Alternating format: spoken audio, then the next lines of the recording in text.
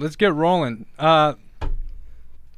People hate when I tap the table, but it is what it is. So, for those of you who don't know, I'm Mason. That's Shane. This is the Damage Done podcast. As I wanted to point out, we know why most of you are here, and I'd like to say before we go any further, this is our show, and this is not a prison show. We're not making a move into the prison space. That's just not what we do here. Shane and I were both criminals, drug addicts of the worst kind. We live differently now. So we have people on our show that live differently, tell stories not just to reach criminals, not just to reach addicts, but every human. As corny as it sounds, every human suffers. And the people that do the most damage, quote unquote, damage done, tend to be the ones who have the most value to make some of the most miraculous recoveries and can add some of the most value to people. You want to add in on that? Yeah, absolutely. First, I want to say welcome back, Mike. It's always a pleasure to see you. Yeah. And thanks for coming back on. We'll get into a follow-up of, the part one that we did a couple of weeks ago. I wanted to just share a little bit of an anecdotal story of my life as well, and then I'll touch on a couple of things, and then we'll get right into it with Mike. I was a couple of weeks ago, I got to go back to Texas and be with my family. My youngest brother got to be married, and was able to stand up there beside him, and it was probably one of the happiest moments that I've ever seen in my family kind of unit that we've had and we've experienced. And I touch on that because that same brother, before I got sober, when I was out doing my thing, found me overdosed on the bathroom floor with a needle next to me. And he said the next morning, I didn't know that anybody was there because I kind of woke up on the ground. He said to me he didn't know if he wanted to continue punching me in the face or to just make sure that I was alive. And that's kind of the darkness and where my addiction and the role and toll that it played on my family to the man I'm able to be now is just, to me, it's remarkable. And that's kind of an essence of what this show is about. I'm really, really big on family. And I used to be such a big liability to them and to anyone that I came in contact with. And today I can, honestly say that I'm an asset to my family. And I'm more or less a rock in my family unit, and I'm so grateful to be able to finally be that son and big brother that, I think the universe and God intended me to be. And what I also want to say is kind of the mission statement of the show, of the Damage Done, is kind of like this, that we are of the belief that based on our life experiences, we have experienced the full spectrum of joy and pain of the human condition. And our path and experiences from despair and joy puts us in a unique position to be able to add value to others' lives and connect with people from all walks of life. We intend to tell our stories and have other people who have gone through incredible experiences tell their stories. And at essence, that's kind of what we're doing here. And when we got in touch with Mike, I think his story is, one of redemption and hope, and also pain and sorrow and violence and everything that you could get out of it. But today he walks as a free man, and that's why we wanted to have him on the show. Yeah, those type of stories are important to tell. And for the people that could love Mike, love what we do, hate Mike, whatever it is we do, even in the prison niche of YouTube or podcasting or whatnot, it's just like we still champion like the criminals of the world. It sounds cheesy. You might not want us to, but again, society tends to write people out that cause a large amount of damage in their life. And I think, again, those are some of the people that have the most value, that can make the most change and live the most fulfilling lives. And that's it, man. So I'm happy you're back, Mike. I know Shane's happy you're back. And based on the feedback of our last episode, which we're quite happy with, most of the people are pretty happy that you're back. But there's definitely a good amount of people that are pissed off that you're here and here again. And so we're just going to get into it. What the word is, with the especially the people that are upset. Michael Thompson is a liar. Michael Thompson's a rat. Michael Thompson's no good. A snitch like Michael Thompson doesn't deserve a platform. Mike Thompson's a serial killer. Mike Thompson is a master manipulator. So, with that being said, do you understand why people are saying this? Oh yes, I don't. I don't take issue with anyone's opinion. I hold to the strong belief that everyone is entitled to their opinion, wherever that comes from, whether they have their own agenda. Um, I said it before in the first episode that what other people think of me is really none of my business, and I meant that. It is really that simple. Of course. But now you're coming out here as a free man. You're now cultivating a platform, so there's going to be a lot of noise, and the whether it's true, whether it's not, or whatever they're saying, that's none of your business. But people are making it their business to try to discredit you, and there's a lot of men that did hard time that feel like you snitched your way out of prison, and that's a slap in the face to all the men that did their time straight up. And I'd like to know what your opinion is on that sentiment. Well, I understand it first and foremost. I mean, it makes perfect sense to me. The idea of snitching or being a rat, that's part of the subculture that we're talking about. It's part of the prison subculture. It's part of the outlaw subculture. I think the presumption is that, like you said, that I snitched my way out of prison. When I stepped away from the brand, I did an additional 35 years. I didn't receive any special favors. In fact, my life became much, much more difficult. Not only was I dealing with those very people that are expressing that particular attitude, but I was also dealing with law enforcement, some of whom were corrupt, who held the same belief for the same reason. So really what it comes down to is everyone has their own agenda, their own thinking, relative to what I've done. But what really matters is what I think about what I've done. Mm-hmm. And that's why I say what other people think of me is none of my business. They're entitled to their belief system. Indeed, they're entitled to their opinions. And you understand their belief system and their opinions. You're not discrediting that. You get where they're coming from as well? On a very intimate level. Yes, on a very intimate level. Okay. I suppose the distinction that should be made is that when I stepped away from the brand, it was with purpose. It wasn't about testifying against any and everybody that I could testify against. And indeed, I refused to testify in the RICO prosecution. Does that get talked about a lot? Cases, Does that get talked about a lot? Well, you not testifying in RICO because the word is you're the most prolific star witness for the government there's ever been.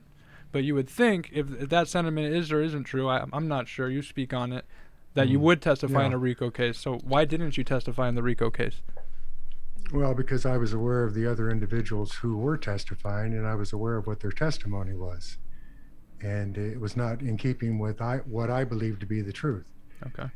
So I saw the wreck coming, and I informed law enforcement that I wouldn't be testifying in that case. Now, and of course, just like the subculture of prison and others who adhere to that basic philosophy, there was a presumption that I would testify in any and everything. But, as I said in the last episode, the first case I testified in had to do with the killing of innocent people. The second case I testified in was a young lady who had given evidence against a member of organized crime, and the feds hit her out, and those people that she had testified against found out where she was at. Okay. So They sent 2 shooters up to where she was at, and they broke into the house. Her boyfriend was on the couch. They shot him. Um, she had 2 6-year-old twin baby girls. They wrapped their arms around the teddy bears and they held the mother while they shot the little girls in the head. And then they executed the mother. Um, these are the type of cases that I've testified in. I've taken a stand for, as I said, not against anyone or anything, but I take a stand for the idea that the taking of a child's life or a woman's life or an elder's life is not in keeping with my belief system. It's really that simple. Those who oppose me in having taken that position, they may condone that type of conduct. They may condone that type of behavior. I cannot and I will not. Fair enough. So my understanding and what I just kind of just what I digested there, what you just said is, you know, other members or people that have reached out to us or commented that did time and all of that regard you as a snitch, but in the way that you're viewing it was rooted in principle, right? They did things that you were against doing, and that notion, it was, you know, you had the conviction and enough fortitude to go ahead and turn on them and, you know, abandon your brothers or the brand or however you viewed them at that time, was rooted more in principles than anything else. Yes. I mean, that's well said, because that's really the bottom line. I did what I did because I believed it was the right thing to do. There was never any suggestion by anyone, nor would I have allowed it had there been, that I would receive preferential treatment, that I would be released from prison early. As I said, when I stepped away from the brand, I did an additional 35 years, a total of 45 years. So these very people that we're talking about are fully aware that many people negotiate their way out of prison by turning state's evidence.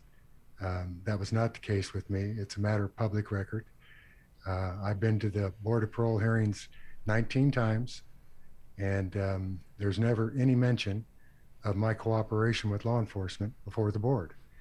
And the reason there isn't is because I wouldn't allow it. It's really that simple. I told the board each time that when and if I'm released from prison, it'll be based on the merits of who I am, not what I've done with law enforcement or otherwise. I've never taken the position that I'm a witness for the state. I've cooperated with defense attorneys as well as prosecution. You know, my position as a witness, like any citizen, was to simply get on the stand and truthfully tell what I knew. And then it was up to the jury to decide how that was to play out relative to the people that were on trial. Now, there are a lot of people that don't agree with that, and I understand why. And that is their prerogative, again. But when people make assertions or allegations, I would like to think that those come firsthand as opposed to secondhand and thirdhand. And a lot of what I've heard since the first episode is second and third hand. And that's okay too. But the real issue here is that when people do make allegations, they should do their homework. They should do their research. Everything that I've done is a matter of public record. Every case I've testified in, anyone can go into the public record and see just exactly what I testified to.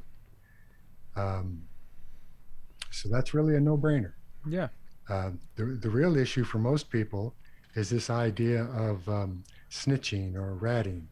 And again, like I said, that's their prerogative. If they're okay with like the scenario I just described, where they wrapped these little girls' arms around their teddy bears and shot them in the head while the mother was forced to watch and then killed her, that's on them. I'm not going to condone that under any circumstances. I'm a firm believer that man to man, head up.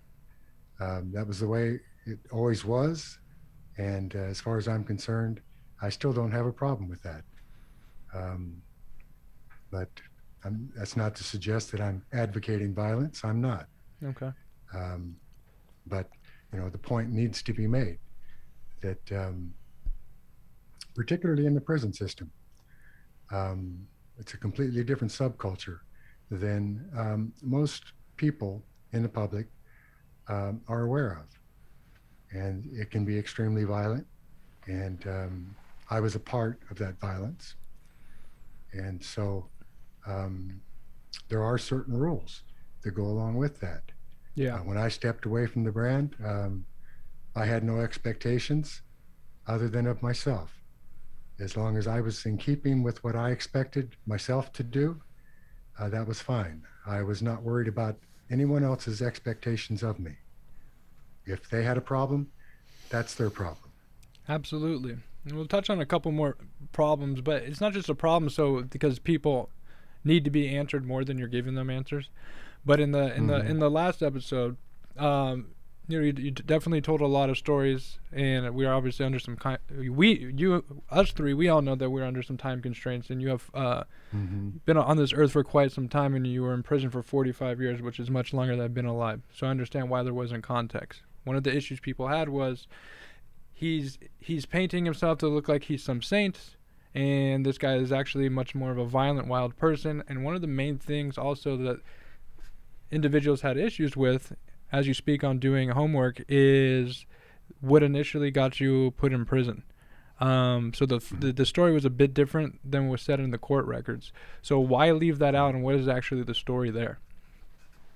Well, there's always I think, a larger story in anything that you're discussing. But when you are dealing with time constraints, as we are in this setting, to address the commitment offense, I mean, at that time, it was the longest trial in Orange County history. So what you'll see when you go into the court records is you'll see the prosecution's case in chief. And that's appropriate because I was convicted. But what you're now seeing is a result of, I mentioned last time I had a 1437 motion before the court. It's a petition. And it deals with the felony murder rule. And that's what I was convicted under, was the felony murder rule. Okay. And what that essentially says is that when you aid and abet somebody in the course of a felony, that you're held accountable in totality for whatever that felony carries by way of charge. So in this case, like I said, the story is involved, elaborate, but the bottom line is I've always maintained my innocence as it relates to that. Sure. And finally, we're back in court, primarily because the person that testified against me in that case, when he went before the Board of Parole hearings, he told an entirely different story. And it was actually the story that was told in the beginning that I had nothing to do with it. He testified in chambers to that fact and then changed his story. But when he went before the Board of Parole hearings, that story reemerged, which in fact was the truth. So based on that, that gave me the opportunity to go back before the court, and that's where I'm at now. We went into the appellate court on the constitutional issue, and we were successful in that. So now we're going back into court, into the Superior Court, hopefully for a new trial. And that's when this time, what this individual has testified to under oath before the Board of Parole hearings will come to the surface. Sure. And I have every expectation that finally I will be exonerated. I hear that. Another topic I know Shane wanted to touch on. Thanks for providing context to that. And and by the way, before even Shane jumps in, I just want to make sure I have an understanding of it.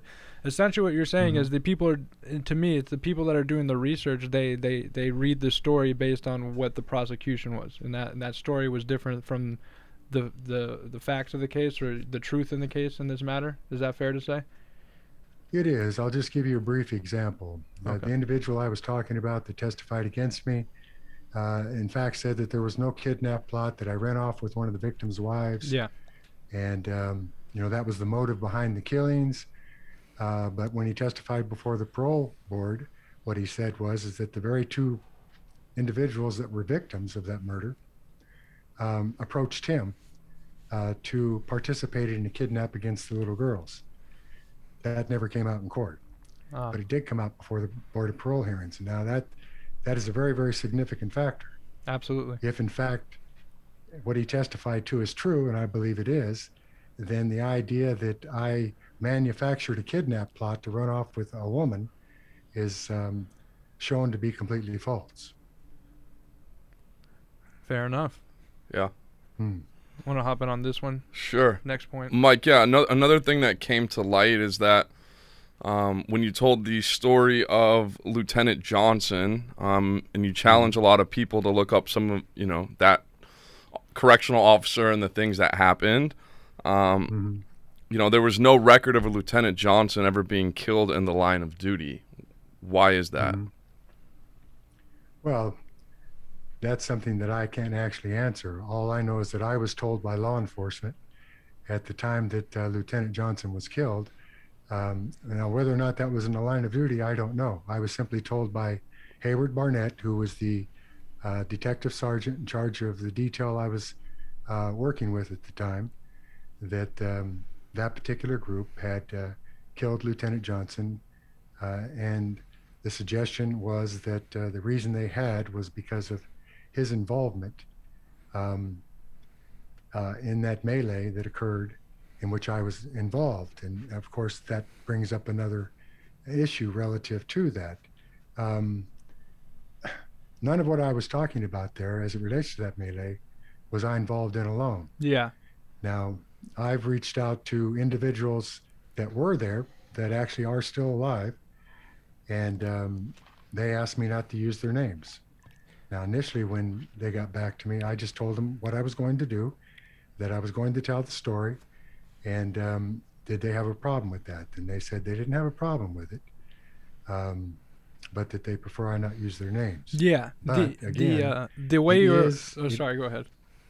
That's all right. It is a matter of public record. Yeah. See, everything that I've ever done within the Department of Corrections, including that melee, they have what they call a 115 disciplinary report, and they have an 837 incident report. So every guard that was involved in that incident had to write a report about it and who was involved by way of prisoners. So it wasn't just me out there with the baseball bats. There were other people that participated in that. But, one of the issues here is when I'm talking about somebody that is still in the joint and is in the mix, I have no problem mentioning their name, like I did with Yogi Pinnell in the last episode, or T.D. Bingham. But where it comes to other individuals who may be placed in harm's way as a result of me mentioning their name in any capacity by way of retaliation or otherwise, because as someone correctly pointed out, there are various factions of organized crime, and the vast majority of them have a long memory. Yes. I'm not exempt from that myself, so I'm constantly asked about my own safety. It's not something I'm concerned about. Am I aware? Of course I am. I'm constantly contacted by law enforcement about there being an open contract. I'm aware of it. So I take appropriate precautions. I was offered the witness protection program and I refused it. And that goes to the heart again, if when you do something that you believe is the right thing to do, then you stand for that in whatever capacity. For those that would take issue with that, I understand that.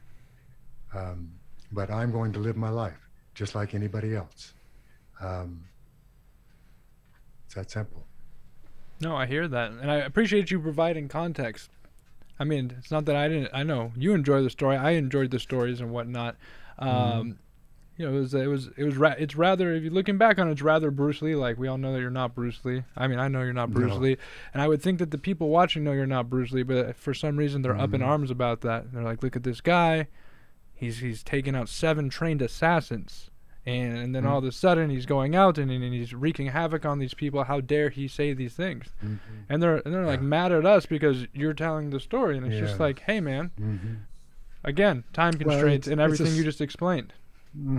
But it's a slight on the organization itself. Mm. So again, context is important. Okay. These weren't 7 trained assassins. These were 7 wannabes that the hierarchy of that particular organization had put out front. It's a classic example of what gangs do with individuals that they recruit into their organization. They're expendable. And so they'll use them in a situation like that. I mean, they'll tape the piece into their hand. And you know that when somebody comes at you with a piece taped in their hand, that they're not very confident. They're worried about it either being taken away from them and used on them, or they're worried about them dropping it. But no, these were not 7 trained assassins. These were 7 wannabes that were probably scared. Yeah. There was probably an extraordinary fear level there, and they weren't experienced as fighters, particularly not as knife fighters. And so, their mission was to kill. And when you have that many guys, usually what happens is they get in each other's way. And so if you can figure out how to stay out of their way and contend with them at the same time, you're typically going to come out of it all right. But this certainly wasn't anything out of a Hollywood movie. Yeah. Where one man dispatched 7 trained assassins coming to kill him. Yeah. That is rather Bruce Lee, and it was nothing like that. Yeah. So again, context is important. No, context definitely key. Another thing I just wanted to touch. This one's not as important, but I don't even really watch our episodes after we do it because I hate watching myself. But I think I would have remembered if you told me that you got shot 20 times by a 30-06 at one point in time. Maybe that did happen. I don't know, man. Let the people talk. No. Can you add some content? Did you get shot 20 times at once? Overall, no. Okay.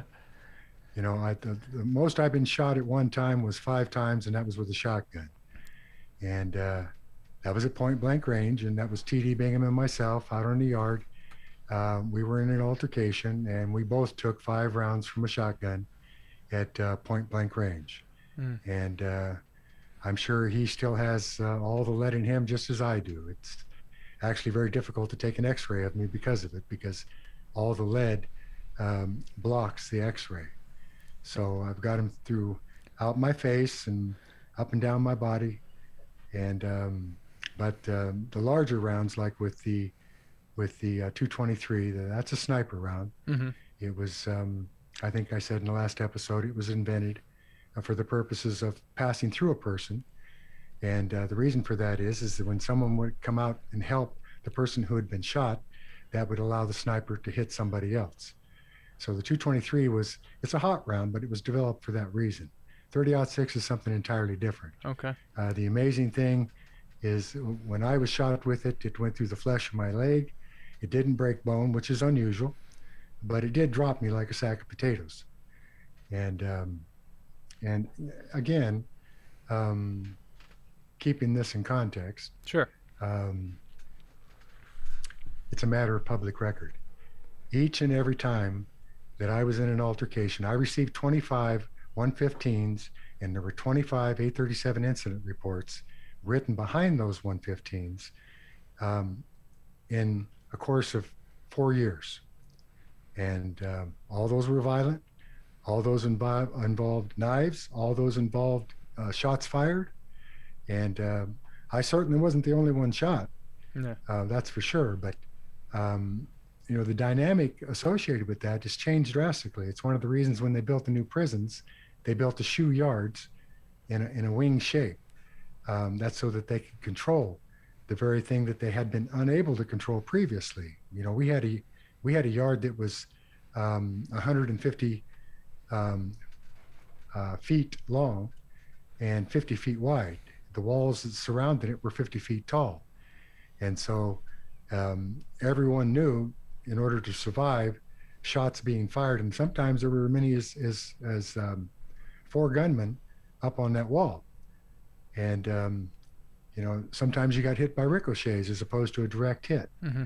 But everyone understood that the key to surviving in a situation like that, particularly when you're using knives, was to keep moving. And everyone did. Now, some days it's chicken, some days it's feathers. Some days you get away with it, and some days you get hit. Mm. They took the last 223 slug out of my back just a few years back, and that was only because it had lodged next to my spine. It didn't pass through. But again, that's a matter of public record. Anybody in the public has access to that information. So for those who take issue with what I'm saying, it's real easy. Just simply do your homework, do your research. Just to add a little bit more clarity, what were you and TD doing to be getting shot at point blank range with a shotgun? We were in an altercation with another faction of organized crime. We had been shipped out of Folsom. I think I told the story that 16 blacks, BGF, had been stabbed in one day.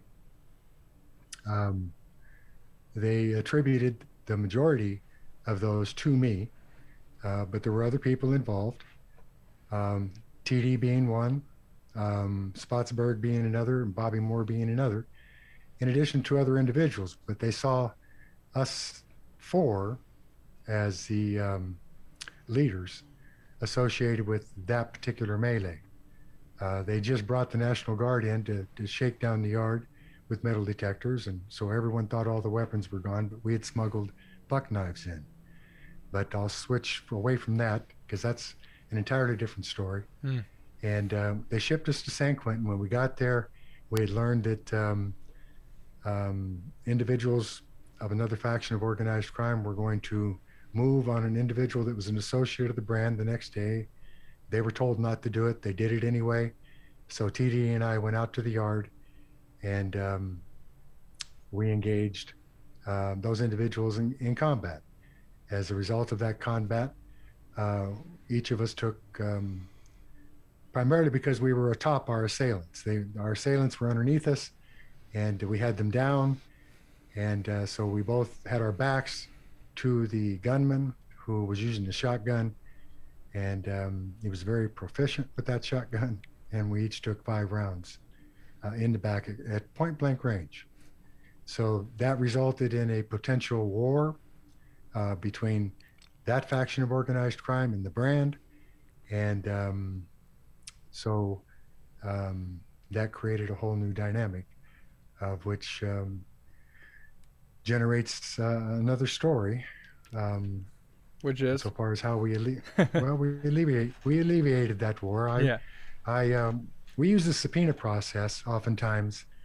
In this case, Joe Morgan, who headed up that other faction of organized crime, was in the LA County Jail at the time. So he subpoenaed me out to court.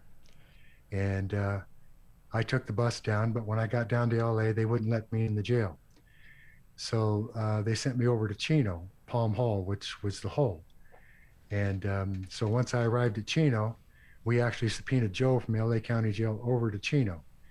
And we sat down as 2 groups and worked out our differences relative to alleviating this warfare. Now, the significance of that is to remember that as factions of organized crime within the subculture of prison, we had a business to run. And so that business becomes all important. If you go to war against each other, that shuts down your business, that shuts down the generation of your revenues, and essentially shuts down the prison. So you're not making money, you're not generating revenues, and you're not doing what you set out to do as a faction of organized crime, criminal activity. Jeez. And you guys just peacefully had this meeting on the precipice of war. Like, and I also want to ask this because you say a subpoena process. Like, you're in state prison, and you guys are in there. And forgive my naivety, whatever, however you want to tomato. You're able to have enough pull where you can get people. You know what? I need this guy sent down here so we can meet with him. That was the thing back in that point in time. Am I understanding that correctly? It was one of the primary objections of the court system, is that you would commit crimes to catch a case. And then having caught that case, you would use the subpoena process associated with that to conduct what are called confabs. Okay. The basic misconception on the part of the public and even law enforcement in some cases is that these various organizations within the subculture of prison don't incorporate counterintelligence in what they do. And that's a huge misnomer. They do, and they do so successfully. So the subpoena process was one means by which I could call people from various prisons all down to a central location to have meetings about our criminal enterprise. And in this case, the criminal enterprise of two organizations and how we might resolve our differences so that we could continue our business without disrupting that business. So how close was that? reasonable minds, How close was that meeting to going south and you guys actually going to war and not solving it? extremely close. As in any organization, you have hotheads, and you have individuals who believe that they have to save face, that in the face of the general population, for instance, that you can't project weakness. And so oftentimes violence does occur, as it did in this case. Yeah. So it's offsetting that violence with more violence until all parties are satisfied, is really what it comes down to. But the real issue is how to maintain your business enterprise, because it is about business, controlling your resources, generating income, and how you go about doing that. Jesus. Mike, it was said that back in your time in prison, it was a very rough and violent time to be a white inmate. Is that correct? Well, to be honest with you, I think it was a very rough and violent time for any prisoner. I mean, it depends on who you ask.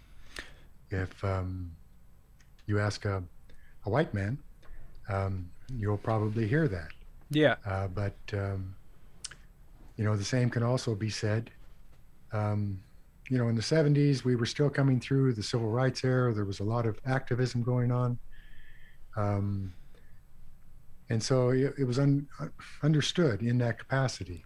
There were a disproportionate number of minority races incarcerated, and that actually helped them establish a power base, which they did efficiently and effectively. I've mentioned a few of them. The Black Panthers were one. The Black Guerrilla Family was another. You had other factions that started off as street gangs that eventually came into prison and established their own infrastructures within prison, and so far as developing their resources. But much of what goes on in the way of those infrastructures is extremely sophisticated. And it's about business. It's about how you run that business. And it's about how you go about ensuring that business is not shut down, because that shuts down revenues. And as in the case of all businesses, no matter where you go, each has an economic base. And that economic base represents the power base of that particular organization. So that if you shut down the business, then you diminish the power base of that organization. Sure. One thing that I've gotten feedback from that I was always curious about is your policies in a leadership position. You undoubtedly had a leadership position with the brand, correct? Yes. And so piggybacking off Shane's comment in regards to it being a tough time for whites during your time in power, let's call it, do you disagree with the sentiment that your policies directly led to hell on earth? I mean, I know prison's already hell on earth. It's all relative to it's subjective to who you're asking. But the people that your policies directly affected, I'm sure there was loss of life. based on the amount of violence that the brand carried out in regards to your policies? Do you feel responsible for that? Do you agree with that? Well, I take full responsibility for any and everything that occurred um, under my role as one of the leaders of the Aryan Brotherhood. It would be ludicrous to suggest otherwise. I can say, though, that when you have the very infrastructure that I'm talking about business wise, and that your goal is to maintain that business focused on your resources, then you're not going to allow violence to occur because, again, that shuts down your business enterprise. Yeah. If the prison goes on lockdown as a result of violence, then you're not conducting business, you're not making your profits. And that's really what it's all about, our profits. So there was a structure in place Okay. that ensured that violence didn't occur. And if violence did occur, it was selective and it was precision, surgical, if you will, for that reason, so that it had the least impact upon the business itself. Now, there isn't a faction of organized crime that exists anywhere, in prison or out of prison, that does not adhere to that policy. Okay. It isn't to say that there aren't times when enforcement doesn't occur. It does. But oftentimes that has to do with the philosophy of the organization. In my particular case, seeing what I saw when I first entered into the organization, you've heard this blood in, blood out, and I mean, it sounds good, but if you put a knife in the hands of an individual who's not violent and send him on a mission to stab somebody, to perpetrate violence, you're setting them up to fail. So one of the big shifts under my guidance as a leader was to emphasize the attributes, if you will, associated with a particular individual. Now, within the criminal community, those attributes may involve dealing drugs or running prostitution or controlling the stills or the packages or so on. So that I can tell you that in San Quentin, for instance, and Folsom alone, every clerical job that existed, we controlled. So we controlled the ducat system. We controlled the movement of the prison because you can't go anywhere without a ducat. So if I needed to see somebody, I could facilitate that. And I'm just talking about the infrastructure and the significance maintaining stability within that area so that you can control your profit margins.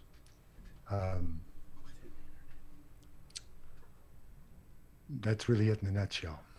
Yeah, so I guess more clarity on the question I was asking, and kind of maybe I didn't ask it correctly, or I guess the brand has had a disproportionate amount of membership, but also committed a disproportionate amount of violence for the sheer numbers that you guys had.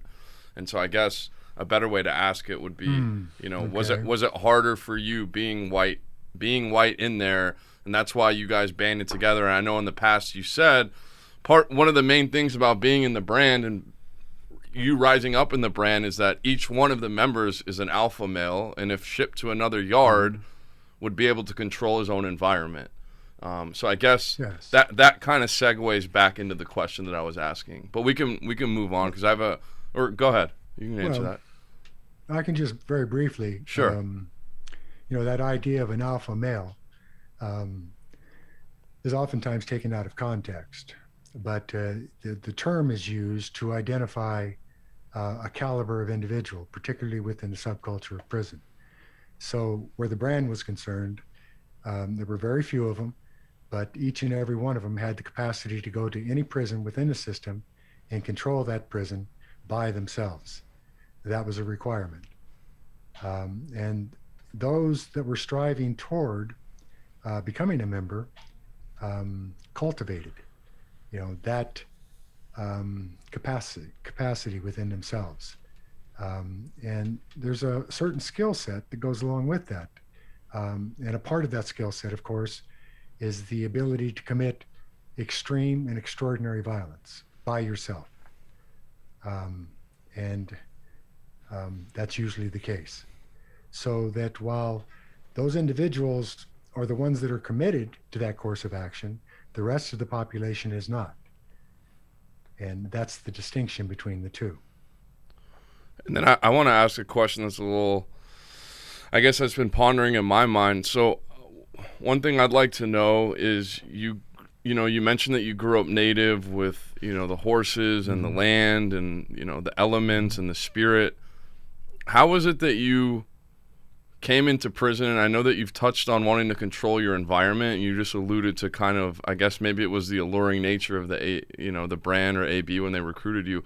But how did you switch on to become such a violent person if that wasn't your nature? And as, that's what I want to know, kind of the psyche behind that. Yeah, it really comes down to survival. When you assess your situation, if you have the wherewithal to do that, in other words, to take in your terrain, to know what you're dealing with, then you take stock of that. You make an assessment of it. And in that assessment, you make a decision that you're either going to be controlled by your environment or you're going to control it. And if you understand that you have the capacity for that within yourself, it really is a survival mechanism. So, and it varies with the individual. I mean, it truly is designer specific to the individual as to the degree of violence that you will engage in, the extent to which you will go. For those people, for instance, that are going to do their homework and are going to research this, what they will find is that in all the knife fights I was in, I never took life. I didn't have to. I subdued my enemy, and once they were subdued, that was enough. Now, I received a lot of criticism over that, because the contention is that if you leave that person alive, you leave them alive to come back and hurt you another day. And I simply never believed that, and in fact, it never happened. So it's an individual choice, but that choice is brought about by virtue, literally by virtue, of a survival instinct in the individual. And if your skill set is such that it facilitates that survival, then you're going to establish yourself, as I did, in a leadership role. So, it's touching on that. It said it. I think the number that floats out there on the internet is that you've taken 22 lives, right? And there's some people that, since this episode's come out, they in particular said he's directly responsible for killing my friend. His name is such and such. Blah blah blah blah. You contend that none of that's true. You've never actually killed someone. When people are saying this guy's literally a killer, he literally would. He's so precise in how he kills people. He'll literally wait for you to turn your back, stab you, kill you, order hits. He's a violent man. How do you respond to that? Well, first and foremost, I've never, in all my knife fights, stabbed anybody in the back. All my knife fights have been head up. That person had a knife and I had a knife. It's like in anything else. You have a winner and you have a loser. Have I been strategic in my knife fights? Yes. When they say that I stabbed an individual with purpose, I've taken an individual's lung. It's called popping a lung. With a strategic blow with my knife to drop him and incapacitate him. And it had that impact. With other individuals, you don't come out of these things unscathed, particularly if you're in a melee, but in a one-on-one, even in a one-on-one, you don't come out of it unscathed, no matter how proficient you may be. This nose on your screen has been busted 16 times. It's been pushed all the way over into my eye socket. I've went blind in my eye for 3 years. I've broken bones, which I set myself. That ought to create some controversy. but that's a reality. For those that lived back in the day when I did, they know that what I'm saying is the way that it was. Um, you didn't report knife wounds. Um, I've been in situations where a guard was right there on the tier, and I told him, don't move. Mm-hmm. And the other individual and I did what we had to do, and when it was over, I told the guard, get him off the tier. And he did. So um, now that may sound extreme, but that's the nature of the beast. Yeah. Um, particularly in a prison environment, and particularly back in the 70s. Um, so the guards had a particular and specific philosophy, and they would tell you that it was their job to contain the perimeter, and they did just that. They had gun towers, they had gun rails, they walked those gun rails with weapons, they sat in those towers with weapons, and they made sure that nobody escaped. Because, and you can read it to this day in the Department of Corrections philosophy, their number one priority is the protection of the public.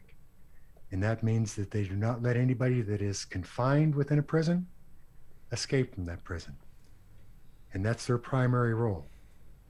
Now, prison has changed drastically over the decades with the construction of new prisons, and there's a philosophy, and there's training and everything else that goes along with that. But you had the development, for instance, of the Green Wall, which was a gang of prison guards who conducted themselves really in similar fashion as the Brand or any other organized crime faction within that subculture. Now, the individual that exposed that was a member of the security squad at the time, and so he had intimate knowledge, and just as I do about the organization with which I was involved. Mm-hmm. And he exposed that. And of course, he suffers the same ridicule, rat, snitch, as I do. But it took enormous courage on his part to expose that. Now, oftentimes people will make a distinction, but there really is no distinction. We're talking about a subculture that's a controlled environment, and where you have guards that are conducting themselves as if they're gang members. Then oftentimes what happens is that the gangs that are there in prison will treat that as if it's another gang.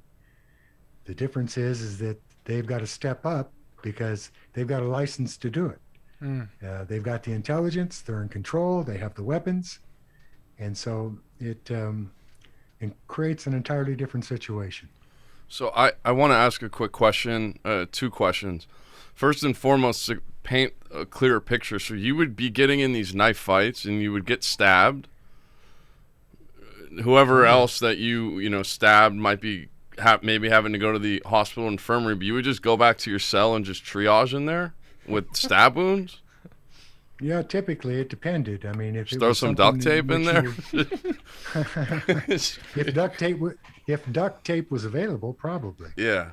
But what the hell? The fact of the matter is that when things like that happen, like when you read the 115s, for instance, they'll say 8 shots from the M14 were fired, and but they don't tell you who was hit by it. And so what happens is that everybody goes to the hospital that was hit, and they triage it.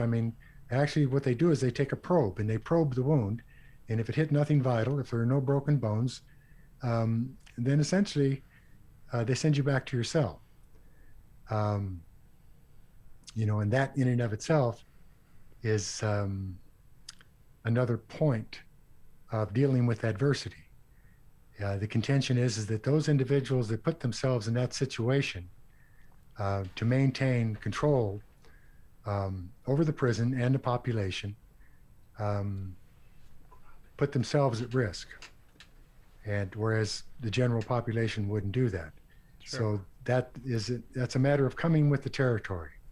But I've laid in my cell after being shot, unable to move. Your body goes into shock. Yeah.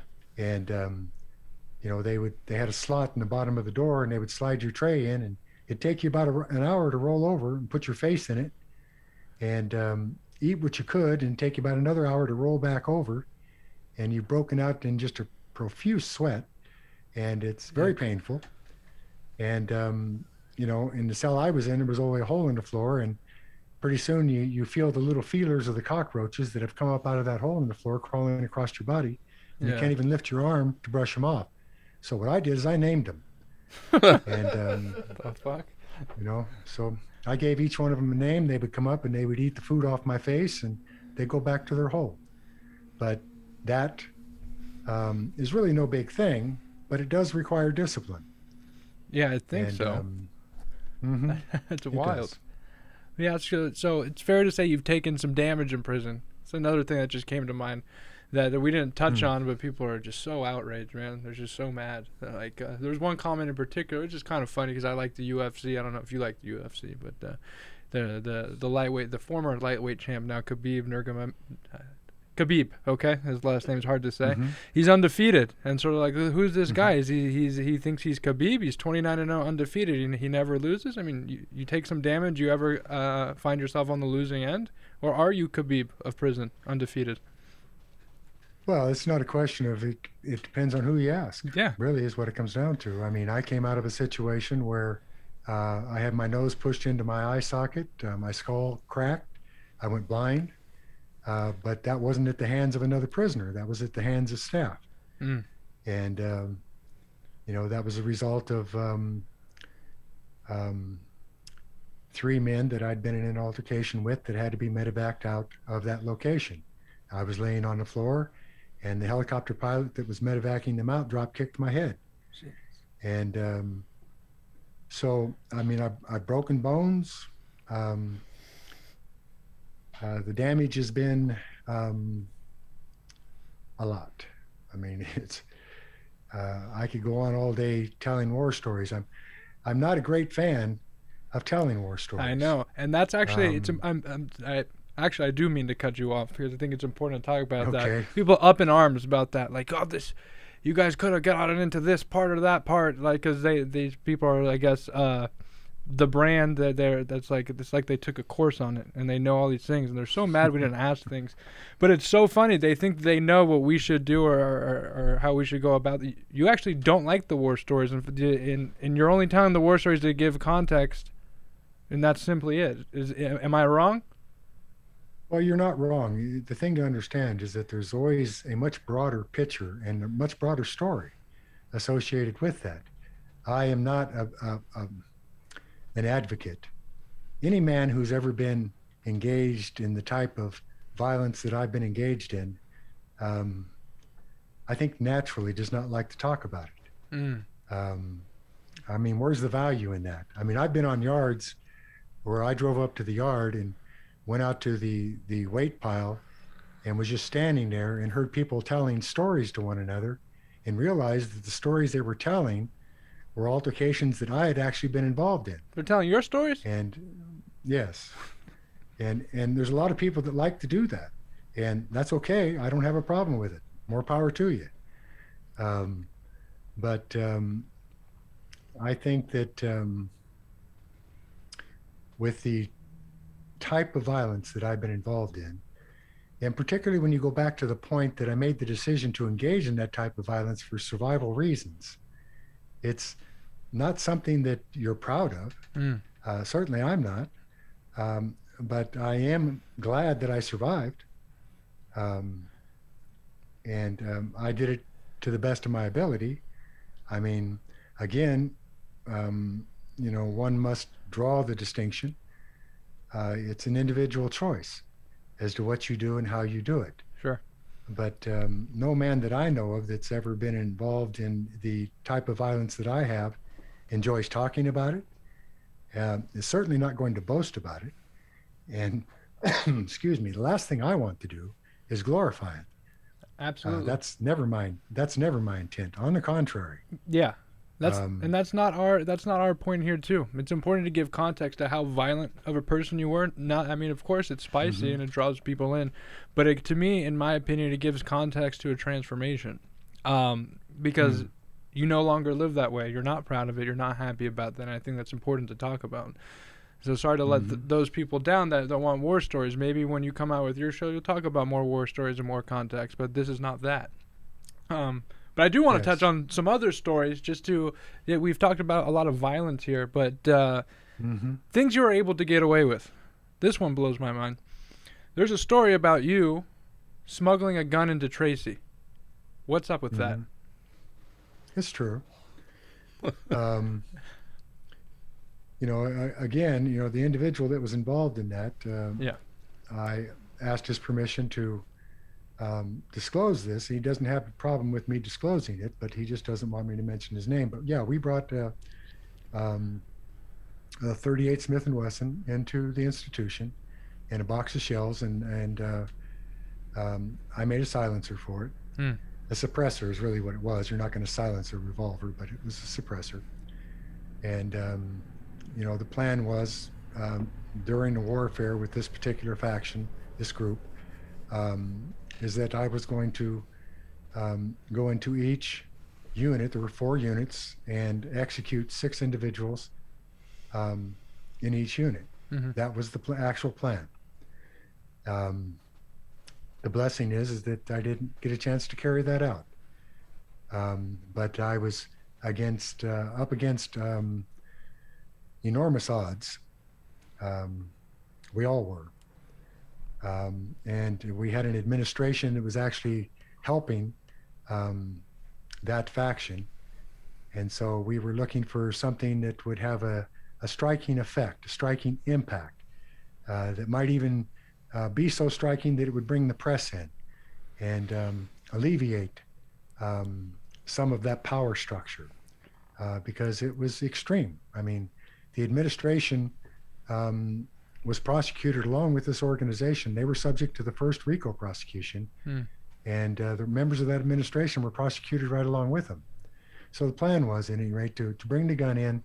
The problem is that we brought it in from the dairy, and we put it in a plastic bag, and the moisture from it being buried in the dirt rusted the cylinder. So we brought it in, we figured out the cylinder was rusted, so we put it in a can of oil. Meanwhile, someone told that the gun was in the institution and that I had control of it. So it's the only time I've ever seen them bring a weapon inside the institution. And it was a shotgun, and they put it right in the back of my head, and they cut my clothes off me. And of course, I didn't have the weapon. And they took me from there, and that's when they put me in that car I told in a previous episode, and took me off to Folsom. So again, that's part of a much broader story, where there were other people involved. But that was just one incident, and that wasn't the only time that I smuggled a gun into prison. I smuggled 2 guns into San Quentin. Those were Freedom Arms, stainless steel, 5-shot Derringers. Wendell Norris, Blue, who's since passed, had one, and I had the other one. Wendell attempted to use his to escape. He pulled it on 2 guards who were transporting him outside the prison, and the 2 guards jumped out of the van that they were transporting him in and just left him going on down the freeway with his gun. Jeez. But they never got mine, but I did have it. And that, in addition to buck knives and other such weapons. How was it even possible to get? I mean, I kind of touched on how you got into Tracy, but then now you're saying you got this in San Quentin, and you got buck knives. You have your system of defeating metal detectors, based on the things you studied, and that falls under that umbrella. You knew a way. It does. Yeah. You figure if you look at again, anybody can go online and look up Freedom Arms. They're 5-shot Derringers of stainless steel, and anytime you're dealing with 440 or above stainless steel, that's the grade.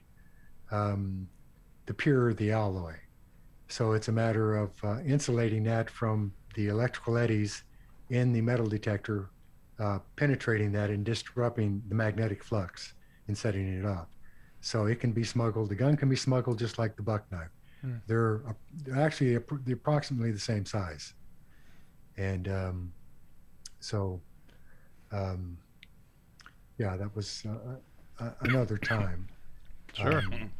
when that did occur. And you just somehow you just it was better to need it and not have it than have it and not or have it not need it or whatever, that kind of mentality. Obviously you didn't use it or you probably wouldn't be a free man today. That's a fact, but it's also indicative of a power base, Okay. particularly when you're holding a leadership role. Okay. And it's, Excuse me. I mean, any man, I don't care who he is subject to defeat. And so that if you increase that power base beyond just your known physical prowess, it has a chilling effect upon anybody who might be contemplating usurping that power base. Sure. So I want to touch on you want to touch on a couple of things? You had something to bring up? Sure, yeah. Mike, what was your relationship like with Barry Mills and Tyler Bingham? And at any point... T.D. Bingham. TD, yeah. And at any Yeah, point, did you TD I ever knew fear very them? well. Okay. No, I didn't know Barron. I think we were in San Quentin about the same time, but he shipped off to the feds, I think, 77. And, but TD I knew well. We were in Folsom together and we were in San Quentin together, and he paroled and he came back in. But very intelligent man. Hell of a fighter. And a force to be reckoned with, intellectually and physically, which is why he maintains a leadership role. But Barron, I know, went to the feds, and when we went national, the feds became a part of that. I know that Barron was a part of the infrastructure in the feds, as is TD. But that's about the extent of my knowledge.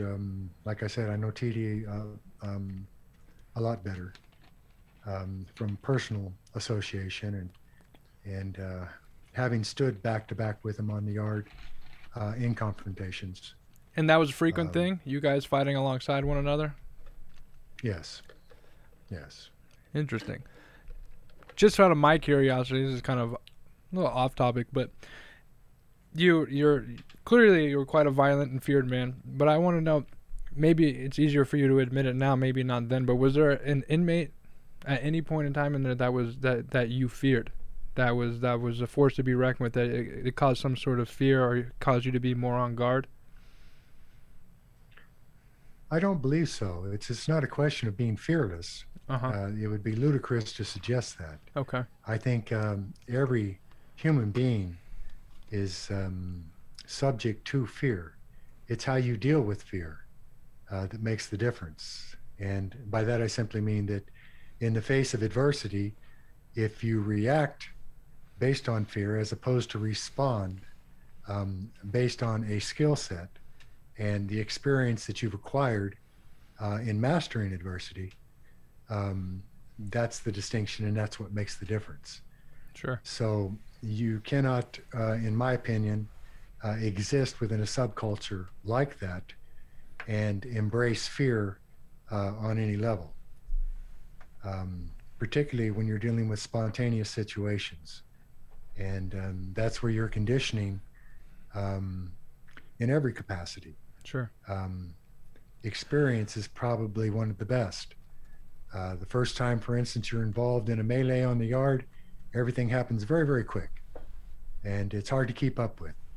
But about your fourth time out, everything kind of moves in slow motion, and you see everything clearly.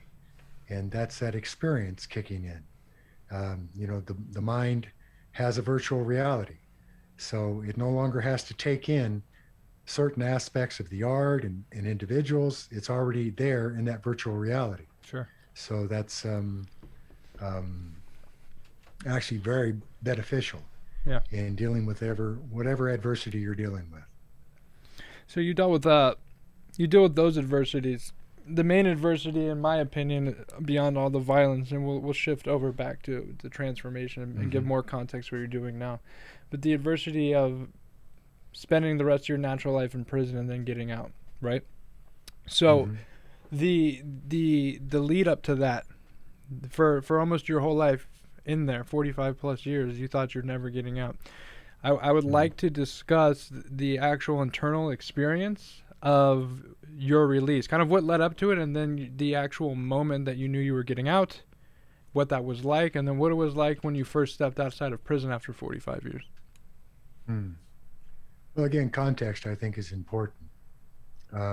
Once I stepped away from the brand and began to reconnect with my way of life, the question I'm asked most actually is, how did I survive 45 years? And my immediate answer has always been by staying connected to my way of life. Now, obviously, there was a point in time there when I deviated from that. And so I had to find my way back, but it actually wasn't that difficult because it was the principles associated with my way of life were deeply ingrained. And what I had done was I had avoided them, I guess is the best way to explain it. I had suppressed them. And, in the context of 45 years, there's a lot that occurs by way of what's called arrested development. Okay. So that when I stepped away, that arrested development was allowed to come to the forefront. And I was allowed to confront myself. And that, in truth, is the most difficult confrontation I've ever experienced. Because I had to look at myself, the things that I'd done, the behaviors I had engaged in, and particularly those things that went contrary to the principles and the values that I was raised with. But that connection as a result of my way of life, and by that I mean my spiritual foundations, allowed me very quickly to reconnect. Now, the Sweat Lodge and the Red Road is what we call it, went a long way towards facilitating that. But that still required recognizing my own shortcomings as it relates to that, and looking them squarely in the face and confronting myself with that and being honest with myself. And really, it begged the question, is this the type of man, is this the type of individual that you want to continue to be? And the answer was no.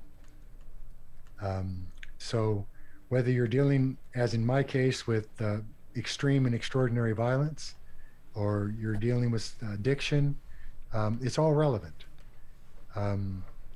Trauma is all relevant. And understanding the source of that trauma.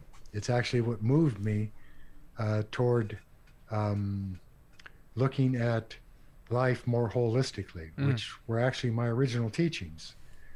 And, what it is to be a human being.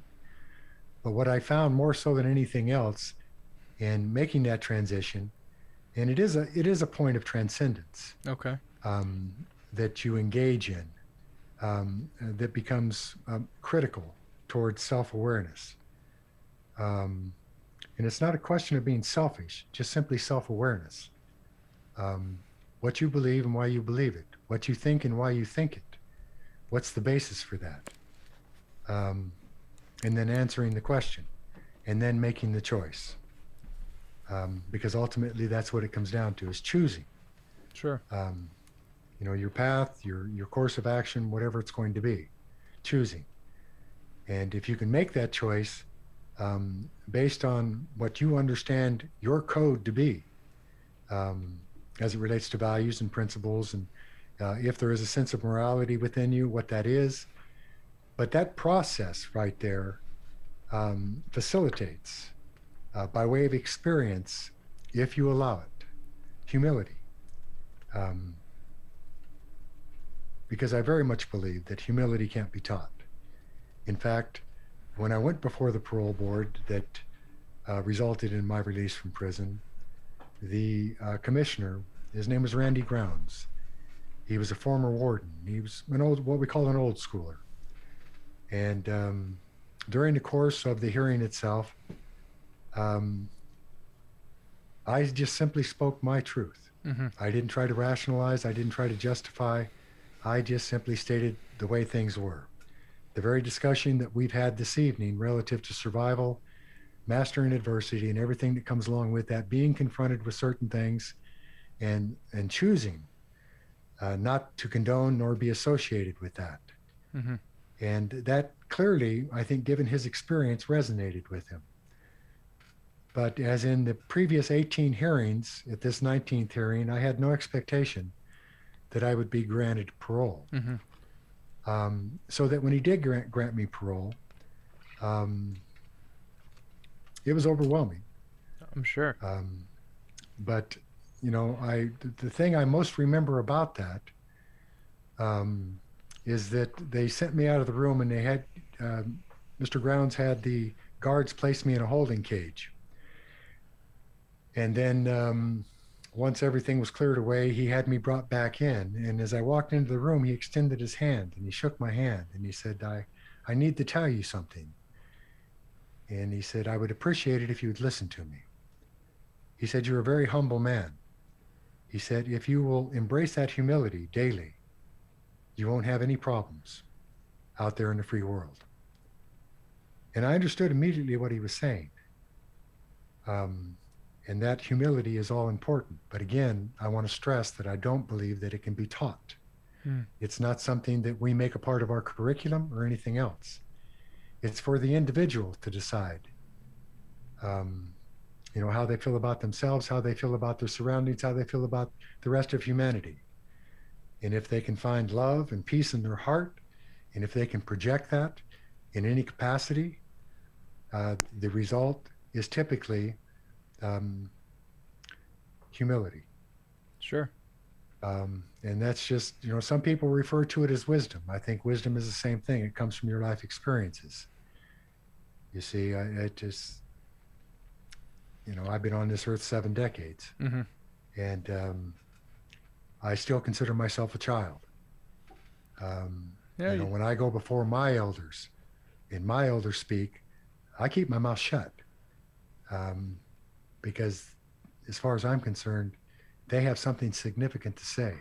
Mm-hmm. And that's always been my experience with them, that when they do speak, the gift that I can give relative to that is to listen. And because listening is a gift, it's also an act of humility on the part of the individual. Mm-hmm. It's being receptive, it's being open to what's being said, it's taking it in, it's engaging and embracing the spirit of whatever they're saying and allowing that to speak to you.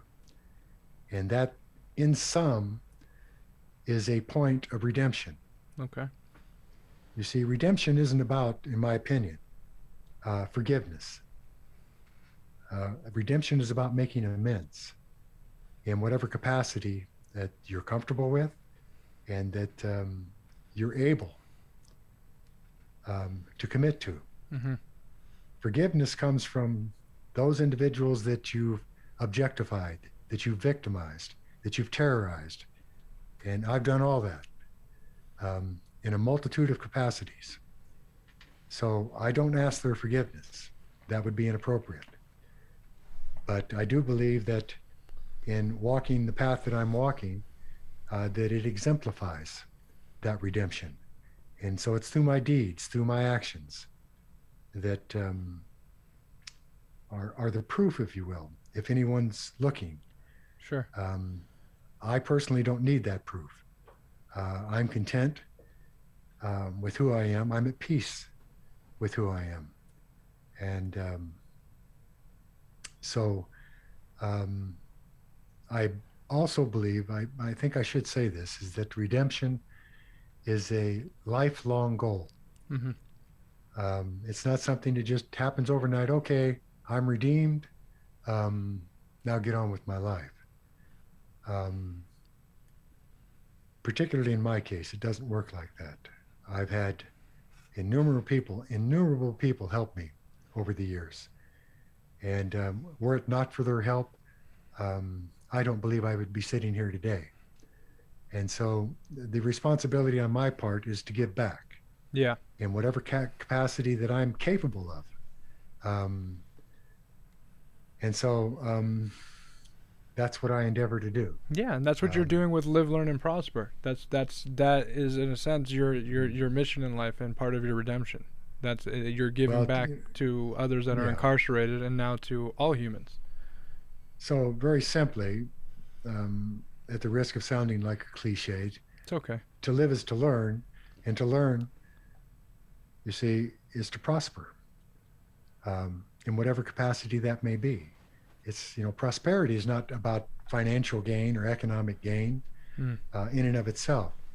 It's about the gain we acquire toward our humanity and being a human being and what that means. Um, I love my life, and I have reason to love my life. That's because through this process of reconnecting with my way of life, I'm at peace, and I share some extraordinary relationships with all my relations, including our Earth Mother Yeah. and the tree people, the rock people. I mean, it's all about relationships. That's what community is. It's that connection. Absolutely. And to kind of tie back into the relationships, something popped in my head. Something that I Mhm. could imagine you struggled with before you were ever released is family relationships, friend relationships, support network relationships, right? So you think you're going to spend the rest of Mhm. your natural life in prison. Did you ever find yourself alone? Like, did everyone give up on you? Did you cut off communication with people for some sort of reason because you thought there's no reason to keep those relationships cultivated? Where did you find yourself before you were ever released? It's one of the things I most appreciate about you guys. You ask great questions, and they go right to the heart of the issue of the damage done in redemption. You see, because it is about relationship, and not just cultivating relationship, but the authenticity associated with that relationship, the sincerity, but also recognizing the impact that my previous actions had, not only upon myself, but more importantly, upon my family, Mm. upon the community. You oftentimes hear it referred to as the ripple effect, Mm-hmm. and there is a ripple effect. Um, and the the result can be catastrophic, absolutely catastrophic. And so I've never taken the position that I don't want to be in relationship um, or that I don't need other people. Mm-hmm. I do need other people. I'm in some wonderful relationships, but that doesn't just apply to two-leggeds. That doesn't just apply to human beings. It applies to all my relations Mm-hmm. and the relationship that I share with them. Um, I could sit here all night and tell you creation stories Sure. associated with that has helped me become more fully human and understand the significance of relationships across the board, Mm-hmm. but particularly with other human beings. And I've been blessed, immensely blessed, by those relationships that I do share with other human beings. And so they were there with you the whole time, even through the dark. I mean, all 45 years are dark, but I'm sure towards the end, when you started getting some hope, they didn't just pop back in. They were there with you every time you were being denied parole, and then through that moment when you finally got released. You're saying you're grateful for those relationships. You still had them. You weren't all on your own. No, I was never all on my own. That's And I never felt that way. good. There was always a connection um, that was there for me. I mean, something as simple as attempting to educate myself. Mm. And, because I'm dyslexic, having difficulty learning. And, professors at the university I was attending at the time, taking the time to come out to the prison, drag a chair down the tier, pull it up in front of my cell and say, okay, Mike, what's the problem? Mm-hmm. I mean, it's commitment like that, to my way of thinking, it requires enormous courage on the part of the individual to give of themselves in that capacity to another human being. When first and foremost, it's not required of them, it's not part of their job description, but the belief is that they see something in you that sparks in them their sense of commitment to their own humanity. And they're willing to share that with you. And they do that with love, and they do that with caring, and they do that with enormous generosity. Sure. And there's a great lesson in that. If you find it within yourself to embrace that, it can be extraordinarily telling on your own humanity. Absolutely. And there's two things I just want to get some more detail on, and then I know Shane has a couple questions before we end up closing out. But I'm super interested in, again, the internal experience the day that you got the news you were released. Like, what happened once you got that news? So can you go over that and then kind of end that with the first thought and feeling of being released into this new world? You're gone for 45 years, so you're coming out to a new world. This is not the world you knew. What was that experience for you? Yeah, it's really where, I think most males particularly, as a result of, one, the Western ethos with which I was raised, but just, the male psychic in general tends to be stoic. Mm-hmm. And so we suppress our emotions in the face of adversity. And I think initially I had to wait 3 months for the governor to approve my release. And that was trying, but my concern was not for myself. My concern was for the impact that it was having upon my family, because they'd been given hope. But what we all understood as a family was that the basis for all hope is faith. And we never lost faith. And so when that day finally came and the governor gave his approval and I was processed out of prison, my lovely wife was waiting for me. Now, to suggest that it was anything less than surreal would be an understatement. Because the biggest concern, I suppose, that I had and that she had was sensory overload. Coming out into an environment where you have cars and people and movement, and indeed that did happen. We hear a lot today about PTSD, Sure. post-traumatic stress disorder, and it's very, very real, and it comes in many, many different forms. So that when you're geared, literally geared, your molecular makeup is geared on a biological level to a specific environment, and now you're removed from that environment into an environment that is totally foreign.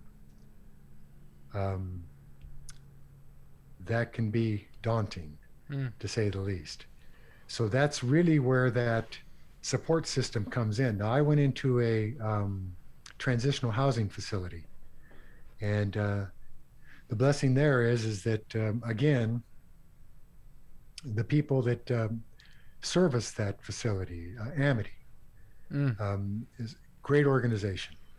And I met individuals that were actually counselors and facilitators that had been out for 2, 3, 4, 5 years, that had been life prisoners, who had been paroled, who went to work as counselors, and were there for the sole reason of helping me acclimate in the face of that sensory overload. And again, that's many people in service to other people. And we had started LLP in prison, Live, Learn, and Prosper, with the same goal in mind, that, why wait until you get out of prison? Let's start the process here in prison. And not only was I teaching those courses, my wife wrote the curriculum, but not only was I teaching it, but I was attempting to live by it. But even in that, the transition for me was enormous, and I think it's by and large the same for everybody that does a lot of time, that is released, and is dealing with particularly that sensory overload. But it's about relationship again too. I mean, if one of the things we try to teach in prison is how to develop a relationship, that self-confrontation, so that when you arrive at that point where you're going to be released, you have a skill set in place that helps you facilitate your acclimation, your reacclimation to society as a law-abiding citizen. That is extremely important.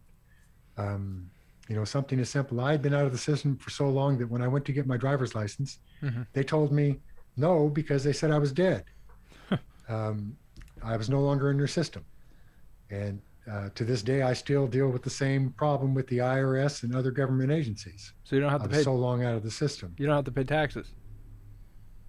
Well, to hear me tell it, I don't, but to hear them tell it, I certainly do. You certainly do. Man, you could have got away with being dead on that one. That's cool, man. Yes. No, it's fantastic. So even before Shane jumps in, that experience, lots of nerves, I'm assuming. Waking up that morning, you're like, I'm finally going home. You see your wife. I would imagine for me it would be like jumping out of an airplane going skydiving. It would be hard for us to. Yeah, I don't think that compares. I mean, first and foremost, the presumption is that I went to sleep, which I didn't. The idea of sleep, are you kidding? Yeah. The fact that you can step outside and take in the moon. I mean, there was so much to experience, but just to be able to step outside and take in air. Wow. And, to feel yourself a part of what you've just been released to. Yeah. And, that can be very, very difficult.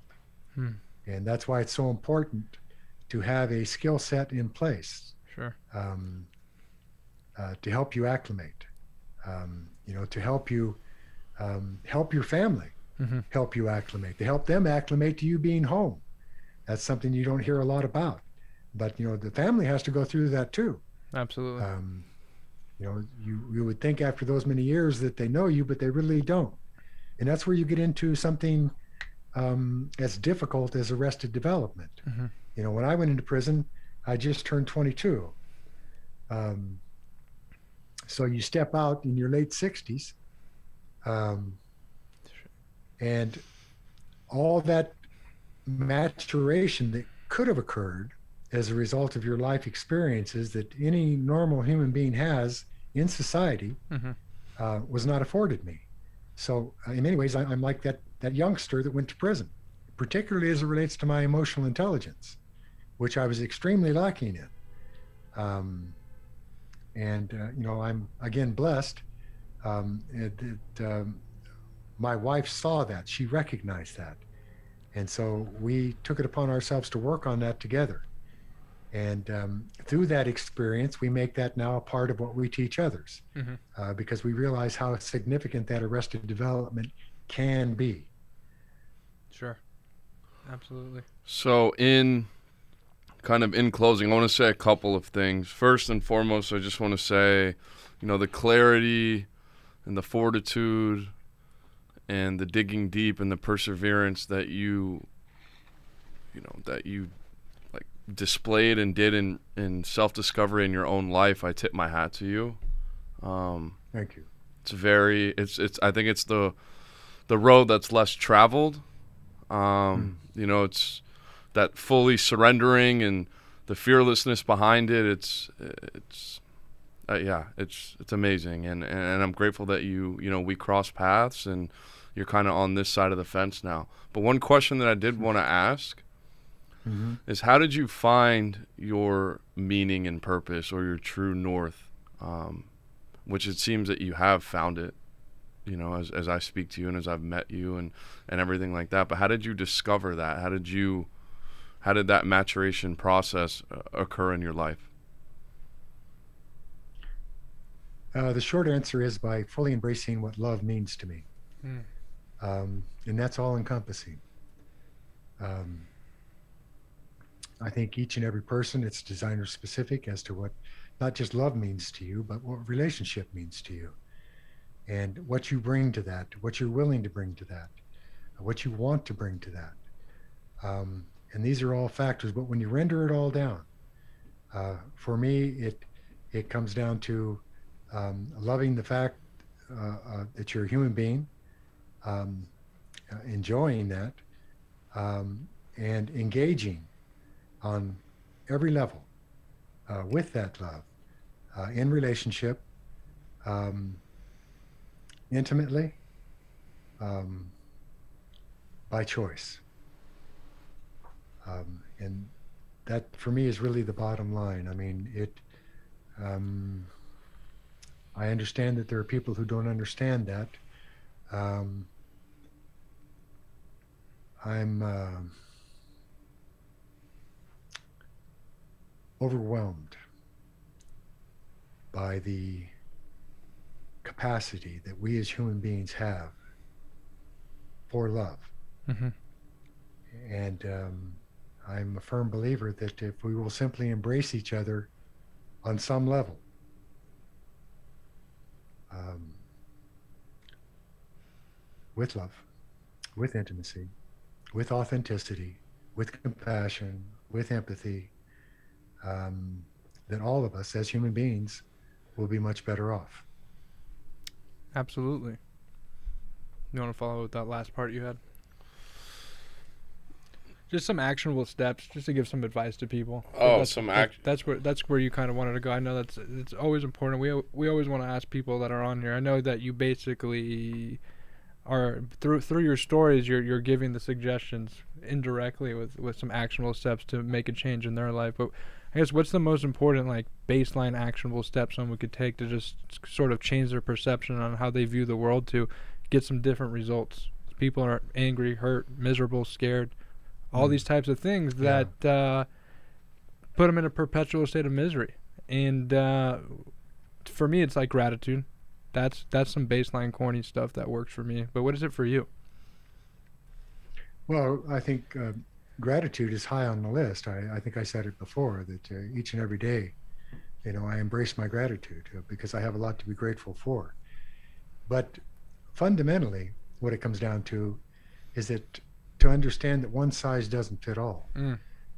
that it is designer specific, and that there are an array of modalities or models um, that one can embrace toward attempting to understand their path, their course of action, um, their pursuit of redemption, maybe in some capacity. But for me, it's holistic. And, that comes from my teachings within the Native community. And I should probably emphasize that, when I speak about being Native, I'm not talking about um, uh, being Indian. Mm. That's a term that Christopher Columbus gave to the indigenous people. Mm-hmm. But for me, Native is not just a way of life, but it's in your heart. Whatever your pursuit, whatever you think of yourself, um, it's really not even a matter of genetics. Mm-hmm. Um, it's what you believe. And so, in coming to that holistically, what's going on with you biologically, what's going on with you psychologically, within the social context, and of course, spiritually. And that doesn't mean necessarily religious, it just means spiritually, your connection to all your relatives. Sure. And so, I know what works for me. Yeah. And that's a result of realizing that it is not a one size fits all. I've had groups and I've counseled others as a life coach and as a counselor where I help them understand that it's their choice. It's for them to determine what their path is going to be. You're not going to get it from a book. You're not going to get it from another person.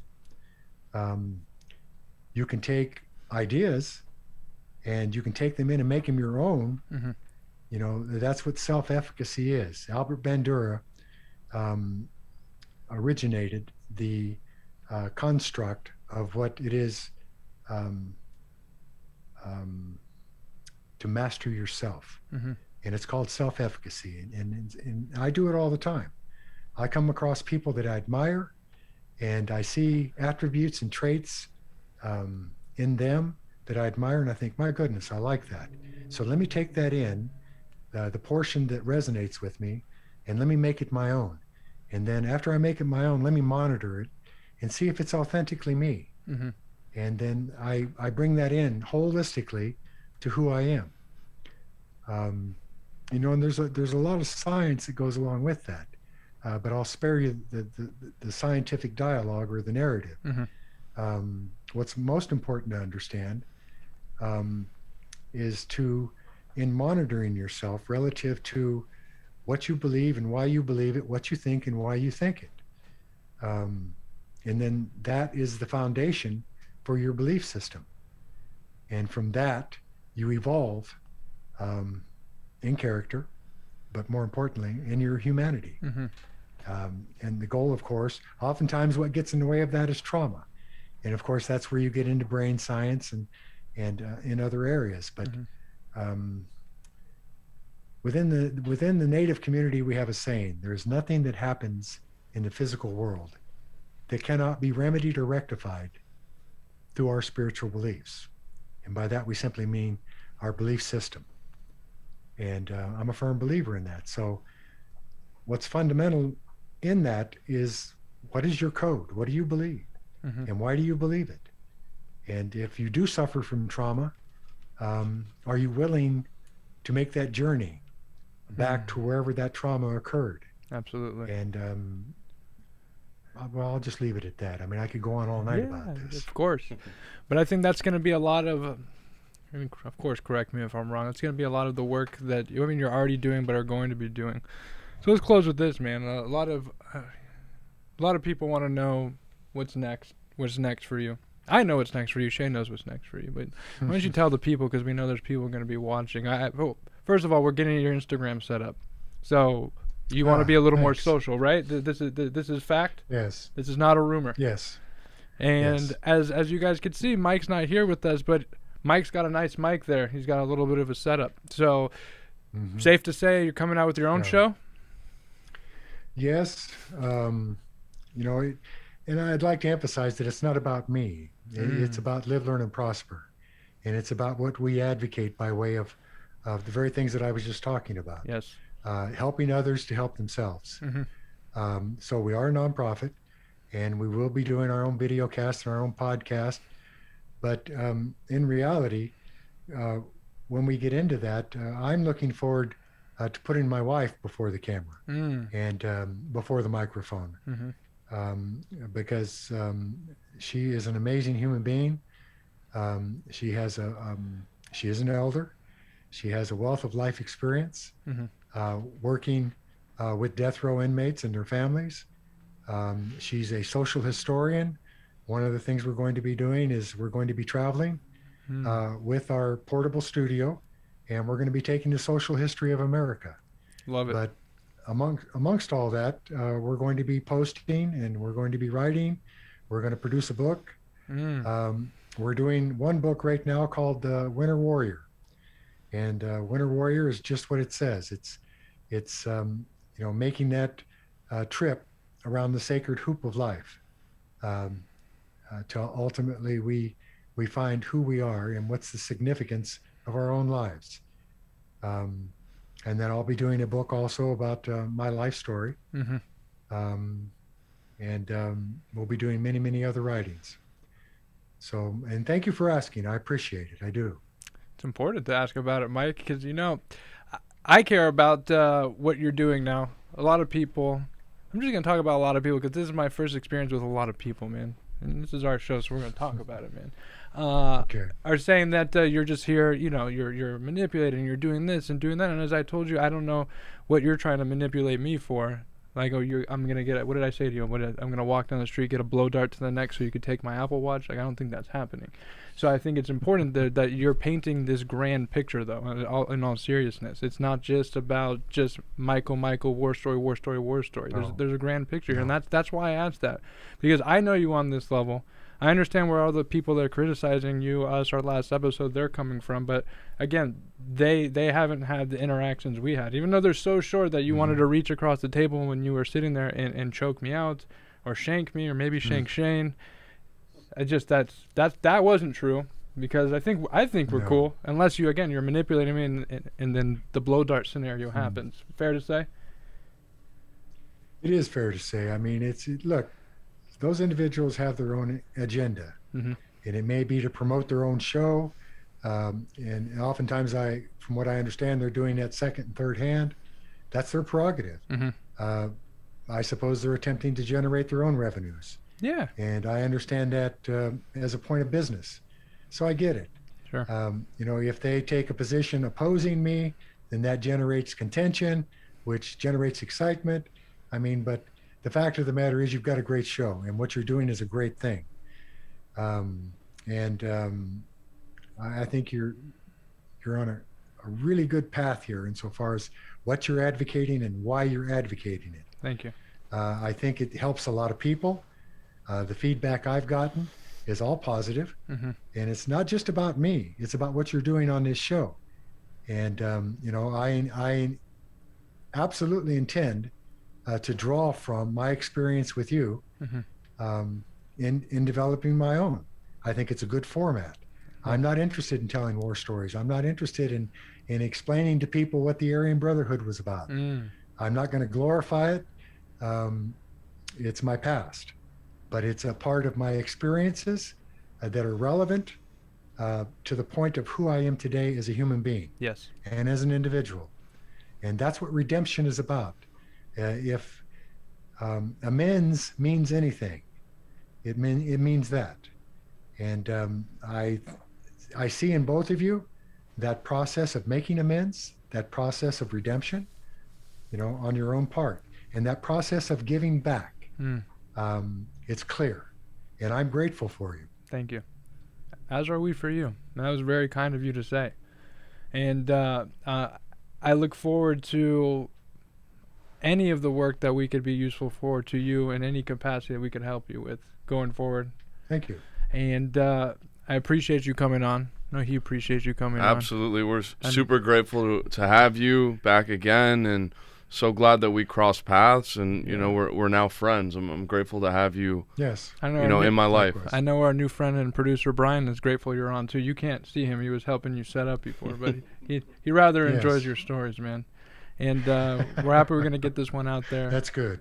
And anything else to say other than thank you? That's it, man. I really appreciate it. We'll be in touch, and I hope you have a great evening. Well, and we'll have where to follow by the time this comes out. Mike's Instagram. It'll be in the Apple Podcast, Spotify, Luminary, iHeartRadio, YouTube description. Again, I'm Mason, not just the square guy that was wearing the Laker thing that needs a haircut now, and he's not just the guy in the white shirt that needs to kill himself. He's Shane. Yeah. So that's who we are, and this is also the Damage Done podcast. I would like to, fellas, if you don't mind, I would like to express my gratitude to the viewers that have provided the feedback in the most positive way, it's been most encouraging way. Yes. Absolutely. I'm deeply grateful for that. It's interesting that let's say it's about 86 to 90-something% positive, but it's important to me, one, to give them gratitude, but two, to address some of the negativity, because some of the best context comes from the negativity, and we're grateful for that too. Whether it's directed at you, me, him, it's fantastic, and thanks for that. And again, thank you, Michael. It helps Michael. us grow. It does. It does. Absolutely. We gotta learn. Thank you guys for tuning in. Yes. Mike, Thank you. be well. All right, fellas.